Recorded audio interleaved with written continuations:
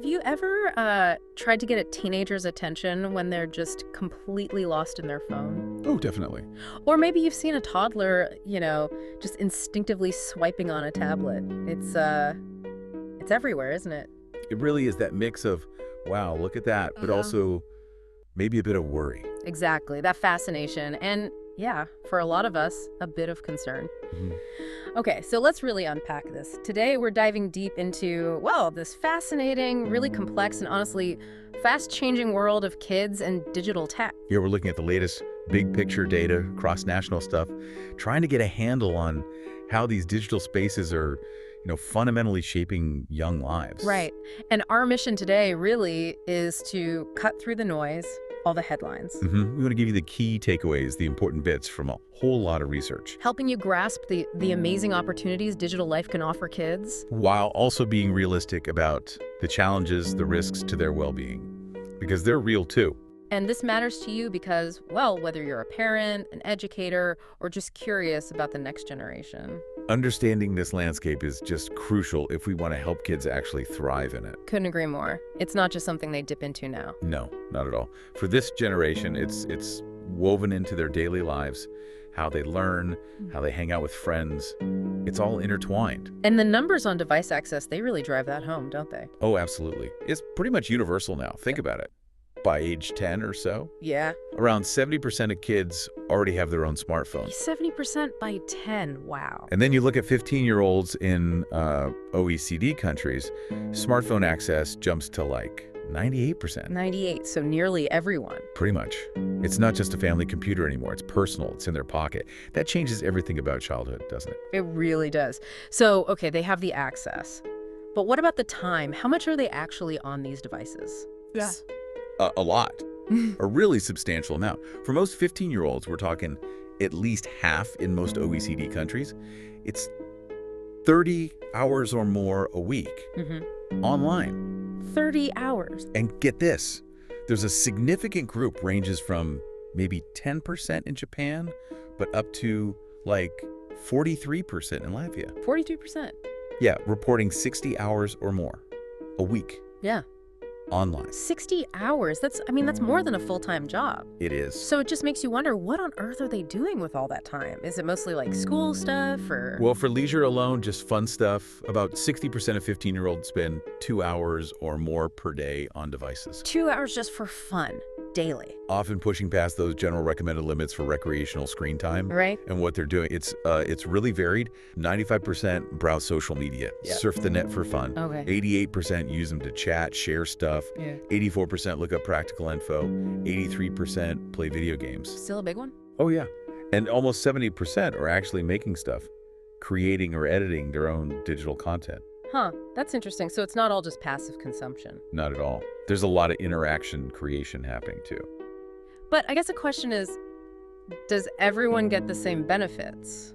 Or do the inequalities we see offline, poverty, background, do those show up online too? Yeah, that's a really crucial point. Unfortunately, the research is pretty clear. Those offline gaps, they tend to get mirrored online. How so? Well, kids from lower socioeconomic backgrounds, for example, they often have less access to devices to begin with, or maybe older ones. Okay. They also tend to use them less for schoolwork, for educational purposes. And interestingly, they're more likely to share stuff online that turns out to be inaccurate. Ah, so it can actually widen existing gaps. The digital divide isn't just about access, it's about use too. Exactly. It really highlights how these inequalities can get amplified in the digital world. Okay, so we have this picture now, kids living in this digital world. What about the actual effects? Let's talk physical health first. Opportunities and risks. Sure. On the plus side, digital tools can help. Easy access to info on healthy eating, fitness apps, Right. even supporting medical treatments like apps for managing diabetes or asthma. Okay, that makes sense. But the downsides. They're significant. More digital use is often linked to sitting more, less physical activity, though the evidence on whether screen time directly replaces playing outside, that's a bit mixed. Okay, not totally clear-cut. Right. But we also see concerns about bad eating habits, maybe from seeing lots of junk food ads online. Ah, yeah. And then direct physical stuff, eye strain, possibly myopia, Yeah, nearsightedness. And sleep. I hear so much about sleep. Oh, absolutely. Poor sleep is a big one, especially using screens in the evening, close to bedtime. Why is that so bad? Well, the light from the screen can mess with your body's natural clock, melatonin production. Plus, the content itself can be stimulating, making it hard to wind down. Studies consistently link it to sleeping less. Okay, sleep's critical. Got it. What about, their minds? Cognitive development, learning, upsides, downsides there. Okay, so for the little ones, interactive ebooks, educational apps, if an adult is doing it with them. Ah, the co-engagement idea. Exactly. That can actually give a boost to early language and literacy skills. It's the interaction that counts. Then for older kids, teenagers. Huge opportunities for learning outside of school. Digital resources, research. 84% of 15-year-olds use them for over 2 hours a week, just for that. Okay. And it's not just facts. Interactive games, online collaboration, they can help build soft skills too. Problem solving, thinking critically, reflecting. So definitely some positives for the brain, but the worries, Well, on the flip side, too much passive screen time, especially really early on. like just watching video. Yeah, that's linked to potential delays in language development and maybe some negative effects on how the brain develops neurocognitively. And attention spans, that's another one you hear a lot. It is. Digital devices are correlated with attention difficulties, especially in school-age kids. But the exact cause and effect, it's still being figured out. Some newer research suggests the link between screen use and kids' thinking skills might actually be, well, weaker than we sometimes assume. It's complex. It's nuanced, yeah. Okay, that leads us to the big one, maybe the most debated. Social, emotional well-being, mental health. There's so much talk, often really polarized. Let's start with the good stuff, opportunities. For sure. Digital platforms can be amazing for social connection, finding your people. Right. Especially for, say, LGBTQIA+ youth who might not find that support offline. They can explore identity, find peer support, build communities. That's huge. And the fact that it's not always real-time chat, asynchronous, that gives kids flexibility. Yeah. They can think before they respond, manage interactions maybe with less pressure. Okay, those are real benefits. But then we hear this term, problematic use. What does that actually mean? Yeah, it's interesting. The research is getting more specific. They talk about problematic internet use, or PIU, problematic social media use, PSMU, and gaming disorder, GD. Okay. These aren't just labels. They describe when using the internet, social media, or games becomes genuinely compulsive. Like it starts interfering with everyday life, school, friendships, sleep, mood. So it's causing real harm. Exactly. And this kind of use is linked to higher risks of depression, anxiety, feeling lonely, doing poorly in school, bad sleep. Wow. And there seems to be a bit of a gender pattern too. Girls might be more prone to problematic social media use, while for boys it might show up more as gaming disorders. And it's not always just the tech's fault, right? Does stuff happening offline play a role? Absolutely. That's key. Kids who are already struggling, maybe they don't have strong friendships or there's trouble at home, behavioral issues, those offline vulnerabilities can make them more likely to fall into problematic digital habits. The online world can sometimes amplify existing problems. That makes sense. So beyond that compulsive use, what other negative stuff are kids running into online? Well, unfortunately, quite a lot. Adolescents often see things that upset them. Over a third, 36% get upset by seeing stuff that's not appropriate for their age. Okay. 42% by nasty or offensive messages. And over half, 53% by discriminatory content. Hate speech, prejudice. That's a lot of kids seeing upsetting stuff. It is, and nearly 40% get upset because someone shared information about them without asking first. Ah, the privacy violation. Yeah, and girls report these kinds of experiences more often than boys. And cyberbullying, is that still rising? Seems to be. Across OECD countries, about 1 in 6 kids aged 11 to 15 reported being cyberbullied in 2021-22. 1 in 6. Yeah. Girls, kids from single-parent families, they seem to be more vulnerable to being victims. But it's also worth noting, about 1 in 10 kids in that age group admit to doing the cyberbullying, with boys reporting that more often. And the online aspect makes it different, right? Definitely. Things like anonymity, hiding behind a screen name, and just feeling less inhibited online, it can make the bullying worse, harder to escape. That anonymity factor is huge. Yeah. Okay, shifting to something even more concerning. Online sexual harms.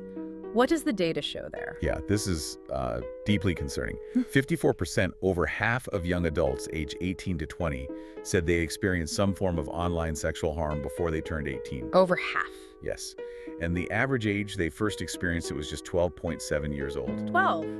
That's incredibly young. That's really alarming. Kid underscores a massive risk, a critical one we need to address urgently. Absolutely. And related to that, privacy. Do kids feel like they actually control their own information online? Not really, or at least not confidently. Only about half, 51% of 15-year-olds feel like they can easily change the privacy settings on their apps or devices. Only half feel they can manage it easily. Right, and remember that nearly 40% were upset about their info being shared without consent. It points to a big gap in both control and maybe understanding for a lot of young people. Okay, so much to consider there. Now, looking ahead, AI, virtual reality, they're coming, or they're already here in some ways. How are these going to change things for kids? Opportunities, risks? Good question. AI has huge potential, right? Personalized learning tutors, help analyzing medical data, just making knowledge easier to access. And VR, virtual reality, it could make learning way more immersive. Could be used for things like pain management in hospitals or even in therapy for kids, creating safe environments to practice skills. Sounds promising, but the risks? Both have big ones. Yeah. AI could accidentally bake in biases, discrimination, huge privacy concerns with all the data collection, spreading misinformation, disinformation. Yeah, deep fakes, things like that. Exactly. And mental health impacts, too. Yeah. Think about body image issues, body dysmorphia, Yeah. fueled by AI-filtered or generated images. Oh, right. And VR. VR can cause physical issues, motion sickness, eye strain. There's a risk of social isolation if kids spend too much time in virtual worlds. And crucially, especially for younger kids, Yeah. it can blur the lines between what's real and what's virtual. That could be really confusing while their understanding of the world is still developing. So these aren't just sci-fi worries. They're things we need to think about now as these technologies roll out. Absolutely. Immediate considerations. Okay, so given all of this, the good, the bad, the complicated, what do we do? How do we move forward? Clearly, there's no simple fix. No, definitely not. It really demands what the research calls a whole of society approach, Yeah. multi-sectoral. It means everyone needs to be involved. Like who? Governments, the tech companies themselves, schools, teachers, doctors, nurses, parents, and really importantly, the kids themselves. Everyone has a part to play. Okay, let's break that down. The research talks about 4 pillars. Pillar 1, legal and policy frameworks. What does that involve? Rules and regs. Essentially, yes. Strong regulations to make sure digital services are designed with safety built in from the start. Safety by design. What does that look like practically? Things like effective content filters, privacy settings that are strong by default, not wide open, clear, easy ways for kids and parents to report harmful stuff, reliable age checks, Makes sense. and also regulating those design tricks that keep users hooked. The persuasive design stuff, like endless scrolling feeds or constant notifications that can encourage problematic use. Right, the addictive features. Yeah, and some countries are even talking about banning social media entirely for younger teens. That's a pretty strong signal about prioritizing safety. Wow, okay, that's a big step. Pillar 2, teachers, schools, education systems, what's their role? Schools are absolutely crucial. They need to teach digital literacy, how to navigate online safely, critically evaluate information. Make it part of the curriculum. Exactly. And train teachers so they feel confident teaching it. Then there's the tricky issue of managing phones in school. Ah, the phone ban debate. Right. There's a lot of discussion about banning smartphones. The evidence on how well bans work is a bit mixed, frankly. Why mixed? Well, the goal is obviously to reduce distractions, but you also don't want to stop kids from using devices when they genuinely help learning or if they need them for medical reasons. True. Plus, there's the worry that if you ban phones at school, kids just spend even more time on them at home, maybe without any guidance. It's called displacement. Ah, okay, so it's a balancing act. That makes sense. Pillar 3, parents, carers, guardians. They're right there on the front lines. Totally essential. They're the everyday guides. Yeah. But they need support. They need tech companies to be way more transparent about privacy, how kids' data is used. Right. And what about screen time rules? Are those still useful? Well, general guidelines exist, like the WHO, suggesting no screen time for babies, maybe an hour for toddlers, a couple hours recreational for older kids. Yeah. But the conversation among experts is really shifting. It's Wow. less about just counting minutes and hours. And more about. More about the quality of the screen time. What's the content? What's the context? Is the child interacting, creating, learning, or just passively consuming? Okay, quality over just quantity. Exactly. And things like family media plans, where the whole family agrees on rules, maybe sets up device-free times or zones, like dinner or bedrooms. Those seem to be really effective. That's a practical tip. Good. Okay, pillar 4, incorporating children's views. Why is listening to the kids themselves so important here? Because, well, how can you make good policies for them without asking them? It's essential for policies to actually work. What do kids say they want? They generally say they want protection online, but they don't want to be completely excluded or locked out.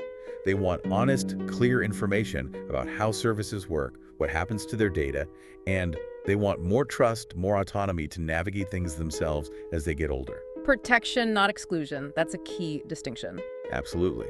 And consulting kids, especially those from maybe disadvantaged backgrounds whose experiences might be different, make sure the policies actually meet their real needs, not just what adults think they need.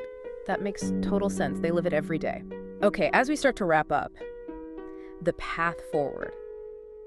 You mentioned research, data. Are there still big gaps in what we know? Oh, definitely.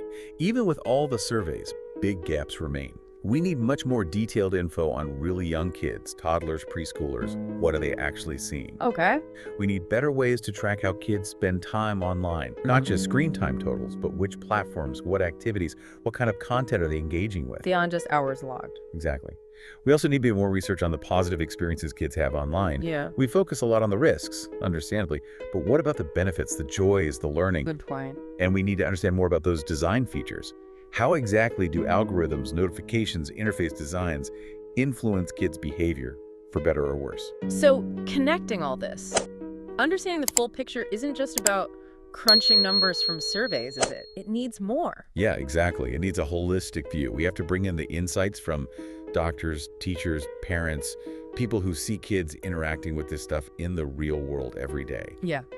Their observations are incredibly valuable. Combining the quantitative and the qualitative. Precisely. That gives us the richest understanding. So ultimately, with all this complexity, how do we make sense of it? How do we get clear guidance to the people who need it? Policymakers, doctors, teachers, parents, kids themselves. That's the challenge. We need ongoing effort to synthesize this growing mountain of research, translate complex findings into clear, actionable advice. Keeping it simple but accurate. Right. And constantly checking that our policies, our advice, our parenting strategies are based on the best, most reliable, up-to-date information we have. It's about bridging that gap between the research lab and the living room or the classroom. Wow. Okay, we have certainly covered a lot of ground today. A real deep dive into how digital life is shaping childhood, the amazing opportunities, the serious risks, and the complex ways we need to work together to hopefully build a safer, healthier digital future. It's definitely a moving target. Requires constant attention, adaptation from all of us. So here's a final thought for you. As technology keeps racing ahead, faster and faster, how do we make sure our policies, our parenting, our schools stay flexible enough, adaptable enough to always put the well-being of the next generation first? What kind of digital citizens are we actually helping to shape? And maybe more importantly, how do we empower them to build the digital world they want to live in?